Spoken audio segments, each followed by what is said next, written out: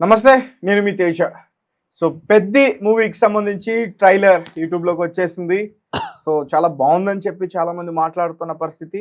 మరి దాసరి విజ్ఞాన్ గారు మరి పెద్ది మూవీ రివ్యూని ఏ రకంగా చెప్తారో చూద్దాం, ఆయనతో మాట్లాడిద్దాం. సార్ నమస్తే. నమస్తే. సో పెద్ది మూవీ ట్రైలర్ అయితే బయటకు వచ్చేసింది. సో చాలా బాగుందని చెప్తున్నారు అందరూ కూడా. సో రామ్ చరణ్ నటనతో ఆల్రెడీ ప్రూవ్ చేసుకున్నాడు రంగస్థలంతో. ఇప్పుడు గ్లోబల్ స్టార్ రామ్ చరణ్ అంటే పెద్ద హంగామా హడవిడి చేయకుండా ఒక పల్లెటూరు కథని భలే ఎంచుకున్నాడు. డైరెక్టర్ కూడా బాగా తీశాడు. కొన్ని షార్ట్స్ కానీ క్లిప్స్ కానీ బాగున్నాయి అంటూ కూడా చాలా మంది చెప్తున్నారు. అండ్ మీ ఒపీనియన్ ఏంటి, మీరేం చెప్తారు? ఏదైనా ఒక ట్రైలర్ చూసాము అంటే ఇంకా అది ఎట్లా అంటే వెంటనే ఆ సినిమా ఎప్పుడు వస్తుందా అని ఈగర్గా వెయిట్ చేయగలగాలి. ట్రైలర్ కూడా మైండ్లోంచి కొంత పోకూడదు. అండ్ నెక్స్ట్ ఆ ట్రైలర్లో బాగున్న అంశాలని పట్టుకుంటాం, బాగలేని అంశాలని పట్టుకుంటాం, కాంట్రవర్సీ చేస్తారు, గొడవలు చేస్తారు, డిబేట్లు పెట్టి కూర్చుంటారు, వాట్ ఈస్ దిస్ అని. ఆ రేంజ్కి వెళ్ళిన ట్రైలర్స్ అన్నీ చూశాను నేను almost. For example Vishwaksen lady గెటప్లో వచ్చిన లైలా ట్రైలర్లో ఒకటి రెండు బూతులు ఉండే. మరి ఆ అమ్మో ఇంత బూతులా అన్నాం, సినిమాల్లో లేవు తర్వాత సంగతి. తర్వాత ఇంకేదో రకం కాంట్రవర్సీ రావడం. నెక్స్ట్ ఆ తర్వాత ఇప్పుడు వేణు ఎల్లమ్మ ఎప్పుడు తెర మీద స్టేజ్ మీద చూసే మొహం మనకి తెర మీద కనబడింది ఒక యాక్టింగ్ రూపంలో. చూడగానే ఇది ఏంటో అసలు ఏముంటుందో అనే ఆ ఇంట్రెస్ట్ కలిగింది దానిపైన. నెక్స్ట్ టాక్సిక్ చూసిన వెంటనే గొడవలు చేశారు, రాస్తారోకోలు చేశారు, మహిళా కమిషన్ సీరియస్ అయింది, డిబేట్లు పెట్టారు, 10-20 రోజులు మాట్లాడుకున్నాం. మంచి వచ్చాడు వాట్ ఎవర్, ఆ సినిమాకి అయితే ఉపయోగపడింది. అదే ఒప్పుకుంటాను నేను. అంటే పైగా ఓ లేడీ డైరెక్టర్ ఏంటి, ఎంత బోల్డ్ ఏంటి అన్నారు. వెంటనే ఆర్జీవీ లాంటి ప్రముఖులు కూడా రే అని ట్వీట్లు చేశారు. నెక్స్ట్ ఆ తర్వాత నిన్న డీసీ నాకు ఇప్పటికీ మైండ్లోంచి పోలేదు ఆ ట్రైలర్. లోకేష్ కనకరాజ్ ఎప్పుడు జనాల చేత నటింపజేసే ఒక ఆయన అక్కడ కనబడ్డాడు. ఈమె పెద్దగా చాలా సినిమాలు చేసినప్పటికీ అంత నోటెడ్గా ఏం లేదు, కానీ ఇక్కడ చూస్తే ఫుల్లీ నోటిఫైడ్. అరే ఈమె ఇలా చేసిందా అనిపించింది. ఆ సినిమా ఎప్పుడు వస్తుందా అని ఎదురు చూస్తున్నా. నిన్నటికి ఇవాళకి తేడా ఏంటంటే మన మంచు మనోజ్ డేవిడ్ రెడ్డికి సంబంధించిన అప్డేట్లు ఇస్తున్నాడు. అంత బాగున్నాయి అంటే అంత బాగున్నాయి. అది ఆ సినిమా చూడాలన్నంత కోరిక వచ్చింది నిజంగా. ఎందుకంటే మంచు మనోజ్ ఎంత కాదనుకున్నా he's a very good writer. మంచి కథలు ఎంచుకుంటాడని మనం ఎప్పటి నుంచో తెలుసు. నేను మీకు తెలుసా కాలం నుంచి, ప్రయాణం అట్లా. సో అలా దాని మీద కూడా ఒక ఇంట్రెస్ట్ కలిగింది. అంత హడవిడిగా మధ్యలో కేరళ స్టోరీ కూడా ఒక ట్రైలర్ చూసాము అంటే ఏంది బాబు ఇంత పచ్చిగా తీసారని చెప్పేసి చూడాలనిపించింది. సో ఏ సినిమాకైనా సరే ఫస్ట్ దాని ప్రమోషన్ ఎలిమెంట్స్ అంతా కూడా ట్రైలర్ మీద ఉంటాయి. నెక్స్ట్ ఎల్లుండి రిలీజ్ కాబోయే ఎన్టీఆర్ ట్రైలర్ కోసం అయితే వారం 10 రోజుల నుంచి కూడా అందరూ ఎదురు చూస్తున్నారు. ఏముంటుందండి 4 నిమిషాలు ఉన్నారో ఎంతో పెద్ద ఏదో చూపిస్తున్నామన్నారు. సరే ఎవరెన్ని చూపించినా మొత్తానికి ఈ రోజు పెద్ది అనే ఒక ట్రైలర్ వచ్చింది. దీని గురించి మాట్లాడుకుంటే స్టార్టింగ్ ట్రైన్ ఎపిసోడ్ దగ్గర నుంచి మధ్యలో నీ ఫేవరెట్ ప్లేయర్ ఎవరెవరంటే పెద్ది అనడం, ఆ తర్వాత ఊర్లో కొన్ని విచిత్రమైన పరిణామాలు చోటు చేసుకోవడం. అఫ్ కోర్స్ ఏ ఊరైనా సరే ఏదో అవుతుంది అంటే ఖచ్చితంగా రాజకీయంగానో లేక వ్యాపార పరంగా పలుకుబడి ఉన్నాడో లేక ఇంకోటి వీళ్ళని ఉంటాడుగా ఖచ్చితంగా. అట్లాంటి ఒకడు ఇలాంటి ఎలిమెంట్స్తో అలా సాగింది. ఒక సపరేట్ యాస్ ఇచ్చారు, ఓ ప్రాంతానికి తీసుకెళ్లారు, విజయనగరంకి. అలాగే హీరోయిన్ కూడా అలాగే వచ్చింది. ఆబ్వియస్లీ సేమ్ దేవరలో ఎలా ఉందో అలాగే ఉంది జాన్వి. ఆమె డ్రెస్సింగ్ సేమ్, యాక్టింగ్ కానీ వాట్ ఎవర్. సో అట్లా అండ్ అందరు ఆర్టిస్టులు. జయపత్ బాబుని చూస్తే surprise, such a beautiful make over. అలా ఎలా ఎవరు చేశారో తెలియదు, గుర్తుపట్టలేకపోయాం, అంత బాగుంది. నెక్స్ట్ ఇంకా శివన్న కనిపిస్తుంటే ఇక రాజస్థాన్ గురించి మాట్లాడుకోవాల్సిన అవసరం కూడా లేదు. ఇంకా బాలీవుడ్ నటుడు ఆబ్వియస్లీ తను బాగానే చేస్తాడు. వాయిస్ కూడా సేమ్. ఏం చేశారు అంటే హిందీ మార్కెట్ నుంచి ఆయన్ని, ఇటు నుంచి శివన్నని, అటు నుంచి ఒకరిని అందరినీ మేళవించేసి ఓ పాన్ ఇండియా సినిమాని రెడీ చేశారు. మొత్తానికైతే యాక్టింగ్ పరంగా ఎవరికి మచ్చబెట్టాల్సిన అవసరం లేదు. బికాజ్ అందరూ ప్రాణం పెట్టి పనిచేసే ఆర్టిస్టులే. తెర మీద కనిపించిన వాళ్ళంతా కూడా బ్యూటిఫుల్ ఆర్టిస్టులు. వాళ్ళ గురించి ఏం మచ్చబెట్టడానికి లేదు.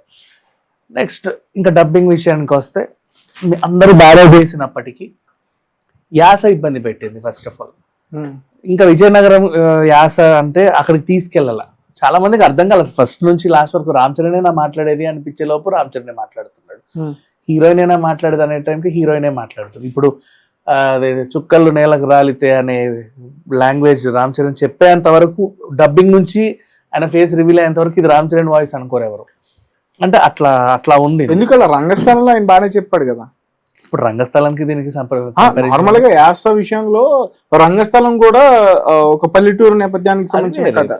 ఏమో ఇక్కడ నాకు అనిపించింది నేను చెప్తున్నా. ఒక పెద్దలో మీరు స్లాంగ్ గురించి ఇప్పుడు నువ్వు అడిగేది నా అభిప్రాయమా లేక నీ అభిప్రాయం నాకు చెప్తున్నావు? నాదే కదా, నాకు అనిపించింది నేను చెప్తున్నా, తప్పే ఉంది. మేబీ ఇప్పుడు నీకు ఇంకోలాగా అనిపించవచ్చు, నాకు ఓలాగా అనిపించవచ్చు. సో ఇట్లా చూసుకుంటూ పోతే ఏదో ఒక ఊర్లో రాజకీయాలు నడుస్తున్నాయి. ఈయన ఏదో పాపం క్రికెట్ ఏదో ఆడాలనుకున్నాడు, ఎవరో ఇబ్బంది పెట్టారు, తర్వాత పహిల్వాన్ అయ్యాడు. ఆ తర్వాత ఎక్కడో ఆడడానికి వెళ్ళాడు. ఊర్లో కూడా ఇతన్ని ఆపోజిషన్ వాళ్ళు చాలా ఇబ్బందులు పెట్టారు. అండ్ ఆ ఊరికి సంబంధించి ఒక పోరాటం కోసం ఎక్కడికో వెళ్ళాడు. ఆ మేక్ ఓవర్స్ అన్ని కనబడతా వచ్చాయి నెక్స్ట్. కానీ అక్కడికి వెళ్ళిన తర్వాత కూడా చాలా ఇబ్బందులు పడ్డారు. ఆయన గెలిచాడా ఓడాడా అనేది లాస్ట్లో మనం చూడాలి. అయితే ఇక విషయం ఏంటంటే, చాలా సినిమాల్లో ఊరికో సమస్య ఉంటుంది, మనుషులకి కొన్ని సమస్యలు ఉంటాయి. వాటన్నిటి పరిష్కరించుకునే మార్గంలో హీరో బయలుదేరతాడు, లాస్ట్కి సాధించుకొస్తాడు, ఒక రకంగా క్లైమాక్స్ అయిపోతుంది. అట్లాంటి సినిమాలే బోల్డ్. ఇప్పుడు నువ్వు చెప్పిన రంగస్థలం కూడా అంతే, ఏదో ఒకటి. అట్లా కొన్ని సినిమాల్లో ఒకటిగా నాకు అనిపించింది తప్ప ఈ ట్రైలర్ పెద్దగా చొక్కాలు దించేసుకొని వెంటనే తెల్లారేసరికి ఎప్పుడెప్పుడు వస్తుందా అని ఎదురు చూసేలాగైతే నాకు అనిపించలేదు, నా అభిప్రాయం. DC ట్రైలర్ చూసిన తర్వాత నాకు ఇంకే ట్రైలర్ ఎక్కదు ఇంకా చెప్పాలి అంటే ఇప్పుడు ప్రెసెంట్. అండ్ టాక్సిక్ ఎప్పుడెప్పుడు వస్తుందా అని ఎదురు చూస్తున్నాం. మధ్యలో దురంధర్ వచ్చి గబగబా వెళ్ళిపోయింది.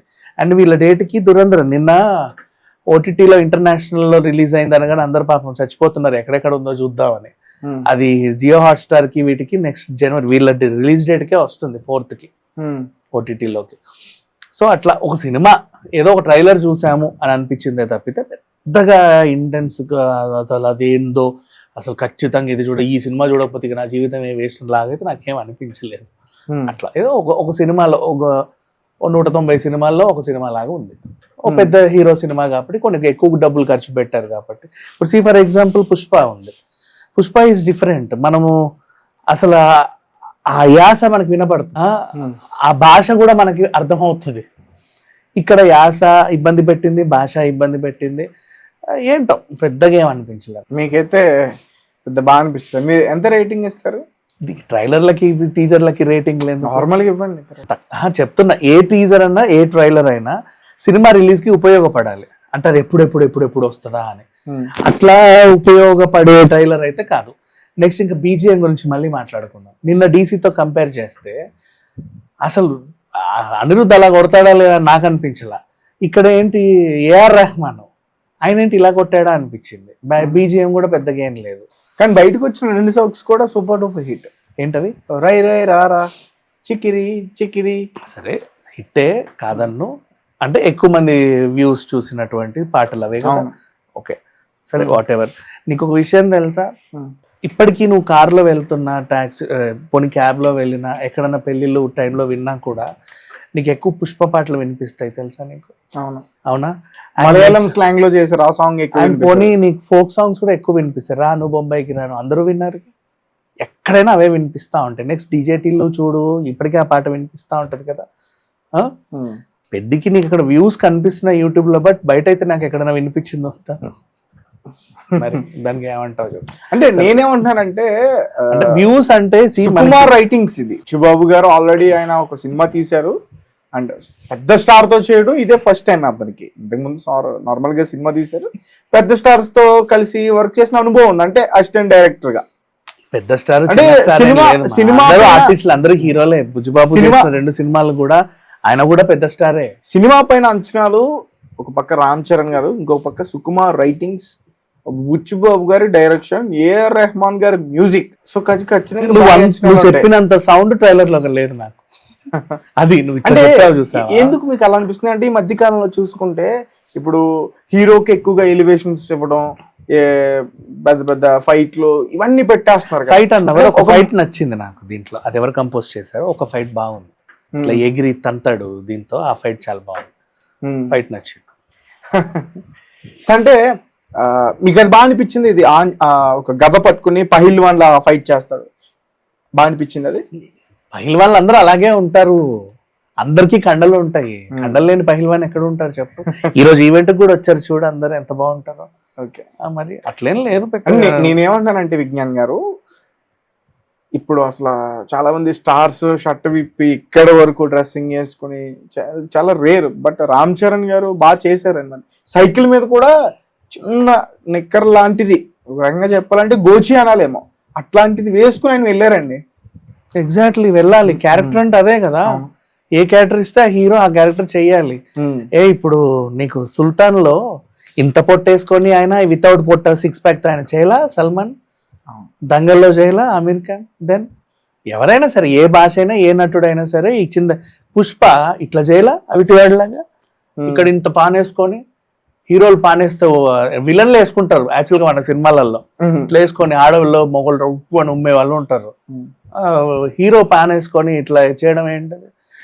ఏ క్యారెక్టర్ అయినా ఎవరైనా ఇచ్చినప్పుడు చేస్తారు. అంతెందుకు తంగలాన్లో ఎలా అయిపోయాడు విక్రమ్, అవును.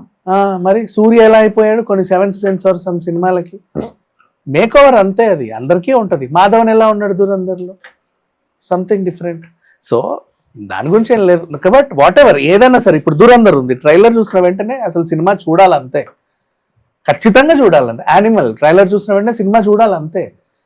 అట్లా ఇప్పుడు నిన్న మన అదేంటిది విజయ్ దేవరకొండ 2-3 ట్రైలర్స్ వచ్చాయి, అవి కూడా సినిమా చూడాలంతే, అదేంటో తెలుసుకోవాలి.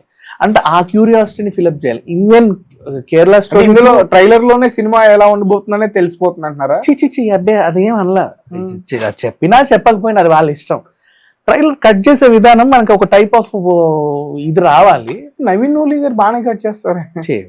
ఏమో నువ్వు ఎవరి గురించి, నువ్వు ప్రత్యేకంగా ఒకరి పేరు గురించి చెప్పి నేను వాళ్ళని బాగాలేదు అని అనిపిస్తున్నావు. బట్